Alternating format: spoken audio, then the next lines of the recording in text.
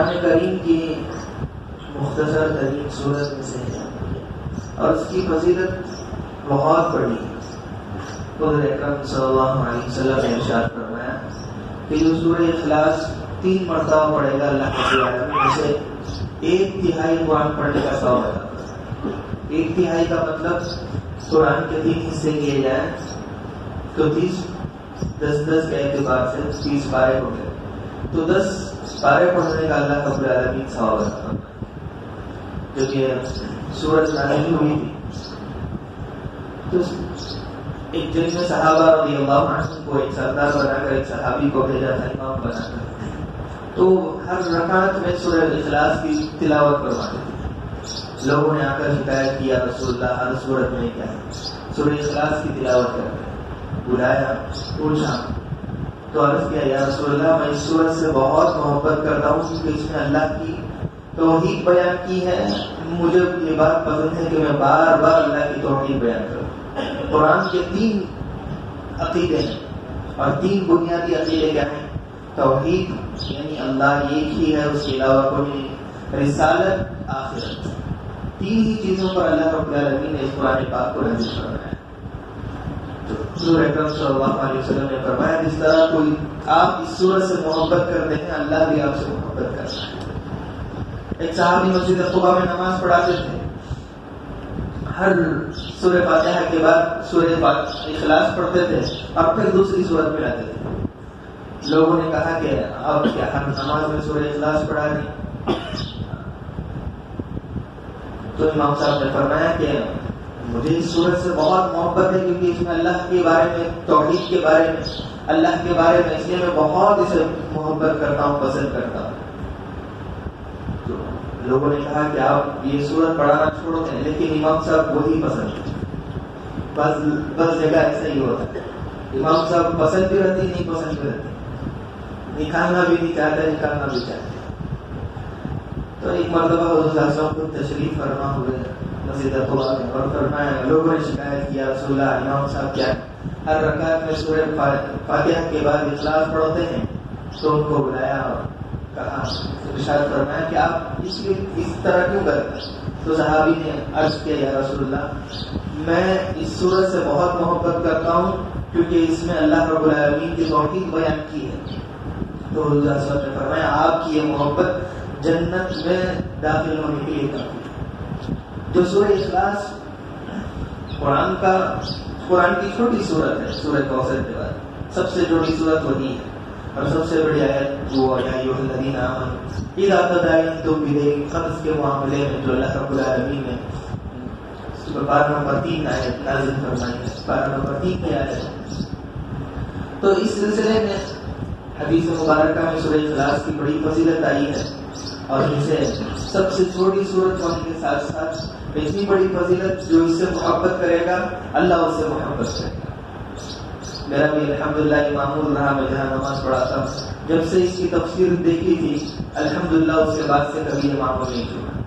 ہر رکعت میں الحمدللہ اس سورت پڑھنے کا معمول ہے۔ آپ بھی بنا لیجیے، اللہ رب العالمین سے محبت کی خاطر اللہ آپ سے محبت کرنے لگے گا اور جنت کی بشارت صحابی رضی اللہ عنہ کو دے دی کہ آپ کی یہ محبت جنت میں لے جانے کے لیے کافی ہے۔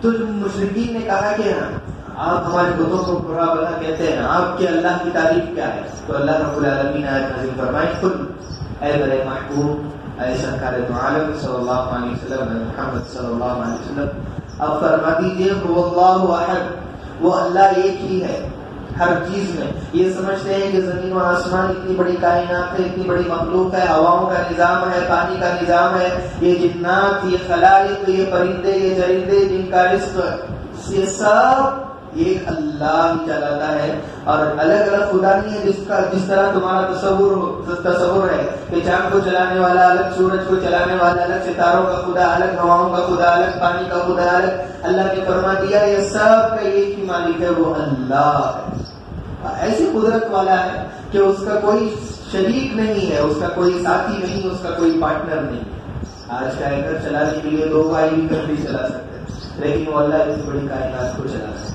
یہ عقیدہ ہم سب کا ہونا اور ہے، ایمان کامل تبھی ہو سکتا ہے۔ اور اللہ نے فرمایا اللہ الصمد، ایک تو اس کا یہ ترجمہ ہے اللہ کھانے سے بے نیاز، پینے سے بے نیاز، سونے سے بے نیاز، اللہ رب العالمین ہر عیب سے پاک ہے. اور دوسرا فرمایا کہ جو لوگ اللہ کے ساتھ شریک کرتے ہیں اللہ اس سے بھی بے نیاز ہے. اللہ کو اس سے کوئی فرق نہیں پڑتا، اللہ کو اس سے کوئی پرواہ نہیں ہے کہ کون اس کے ساتھ اللہ کے ساتھ کسی کو شریک کرتا ہے. نظر میں، نیاز میں، منت میں، عبادت میں، سر جھکانے میں اگر اللہ کے ساتھ کسی کو شریک کرتا ہے تو اللہ کو کوئی پرواہ نہیں. ایسا نہیں کہ اللہ کیا ہے اپنی مخلوق سے بس شکایت کر رہے ہیں، شریک کرتے ہو، لیکن اللہ کو اس کی کوئی پرواہ نہیں. اللہ الصمد، اللہ اس سے بے نیاز ہے. لم یلد ولم یولد، اس کا ترجمہ بہت سارے مترجمین نے، بہت سارے مفسرین نے کیا ہے. نہ اس نے کسی کو جنا ہے، نہ وہ کسی سے جنا ہوا ہے. لیکن ایک عالم کا ترجمہ میں نے دیکھا کہ بہت حسین تھا اور بہت مجھے پسند آیا. شاید کہ اس کے بعد اس کا ترجمہ کوئی ہو ایسا کرنے والا ہو. فرمایا کہ لم یلد ولم یولد، نہ وہ کسی کا باپ ہے نہ وہ کسی کا بیٹا ہے. آسان سا ترجمہ کر دیا. اللہ ان کی قبر کو نور سے بھر دے. کیا امت کو کیسا اچھا ترجمہ دیا کہ نہ وہ کسی کا باپ ہے نہ وہ کسی کا بیٹا ہے. وہ اللہ رب العالمین پاک ہے. کب سے ہے وہ کسی کو نہیں معلوم، کب تک رہے گا وہ بھی کسی کو نہیں معلوم. ہمیشہ سے ہے، ہمیشہ رہے گا. یہ عقیدہ بھی بیان کرنا ہے. عقیدہ نمبر 1 کہ اللہ ایک ہی ہے، اس کے علاوہ کوئی اس کا شریک نہیں ہے. ہر حاجت ہماری اللہ کے پاس، ہر نظر و نیاز اور ہر منت اللہ کے پاس، ہر چیز اللہ کے پاس مانگی ہے. اس کے علاوہ کوئی ہمارا رب اور کوئی معبود نہیں ہے. اللہ الصمد، اللہ کیا ہے؟ بے نیاز ہے ہر چیز سے. ظاہری ترجمہ یہ ہے کہ اللہ کا کھانے پینے سے، سونے سے، ہر عیب سے پاک ہے، جس طرح انسان کے عیب ہے. اور دوسرا اللہ بے نیاز اس سے بھی ہے کہ اس کی عبادت کو چھوڑ کر دوسروں کی عبادت کی جائے. اللہ کو اس سے کوئی فرق نہیں پڑتا. اس کی کیا ہے شہنشاہت میں، اس کی بادشاہت میں، اس کی قدرت میں، اس کی جلالت میں، اس کی عظمت میں کوئی کمی نہیں آئے گی، کوئی فرق نہیں پڑے گا. اور اللہ نے فرمایا لم یلد ولم یولد، وہ نہ کسی کا باپ ہے نہ وہ کسی کا بیٹا ہے. اور اللہ آگے فرماتے ہیں ولم یکن لہ کفوا احد، اور اس کا کوئی ہمسر نہیں، اس کے برابر، اس کے ٹکر کا کوئی نہیں. اللہ ایسی طاقت والے ہیں کہ کوئی ہے سورج کو اپنے تابع کر کر دکھائے، چاند کو اپنے تابع کر کر دکھائے، یہ ہواؤں کے رخ کو بدل کر دکھائے، یہ طوفان کو ٹھہرا کر دکھائے، اور یہ بارشوں کو روک کر دکھائے، اور یہ روک کر دکھائے کہ پیٹ میں لڑکی کو پیدا کر سکے، لڑکا ہو لڑکا کر سکے، لڑکی لڑکے کو لڑکا کر سکے. یہ اللہ کے علاوہ کوئی نہیں کر سکتے، کوئی نہیں کر سکتے. اگر اسے موت لانا چاہے تو کوئی نہیں روک سکتا. اگر کوئی بیماری دینا چاہے تو کوئی اللہ کی ٹکر کو نہیں آ سکتا. اللہ کی ٹکر کون آ سکتا ہے؟ اللہ کی طاقت کا مقابلہ کون کر سکتا ہے؟ اللہ کی عظمت کا مقابلہ کون کر سکتا ہے؟ اس کی جلالت کا، اس کی شان رفعت کا مقابلہ کون کر سکتا ہے؟ اللہ کے، جس طرح اللہ کے علاوہ اور اللہ کا ہمسر کوئی نہیں، اسی طرح رسول اللہ صلی اللہ علیہ وسلم کے بشر اللہ کے بعد کسی کا مرتبہ ہے تو کس کا ہے؟ ہمارے نبی کریم صلی اللہ علیہ وسلم کا مرتبہ ہے. آپ جیسا کوئی مثل نہیں، آپ جیسی کوئی مثال نہیں. جیسا اللہ رب العالمین کیا ہے؟ ہر عیب سے پاک ہے، تو حضور اکرم صلی اللہ علیہ وسلم اور تمام انبیاء تمام گناہوں سے پاک ہے. اللہ رب العالمین کے بعد جو سب سے عظیم شخصیات ہیں، فرشتے تو نور ہیں، تو انبیاء علیہ السلام کا درجہ، اور خصوصاً جو سب سے اعلیٰ و افضل اور سردار الانبیاء ہیں اور امام الانبیاء ہیں، وہ حضور اکرم صلی اللہ علیہ وسلم. تو ہمارا یہ عقیدہ کہ اللہ ایک ہے، اللہ بے نیاز ہے، اس میں کوئی پرواہ نہیں. پرواہ تو ہمیں کرنی چاہیے، پرواہ تو ہمیں کرنی چاہیے کہ ہمارا کیا بنے گا. ہم اگر اللہ کے ساتھ کسی کو شریک بنائیں، اللہ کے علاوہ کسی کے سامنے مانگے، اللہ کے سامنے کسی کو سجدہ کریں، ہمیں پرواہ کرنی چاہیے کہ ہمارا کیا بنے گا، کہ اللہ ہمارے سے راضی ہوگا یا ناراض ہوگا، کہ رسول اللہ صلی اللہ علیہ وسلم کو قیامت کے دن اور حشر کے دن ہم کیا منہ دکھائیں گے اور ہم کیا جواب دیں گے اور کیا ہمارا حساب ہوگا. یہ ہمیں پرواہ کرنے کی ضرورت ہے. اللہ کو اس کی کوئی پرواہ نہیں.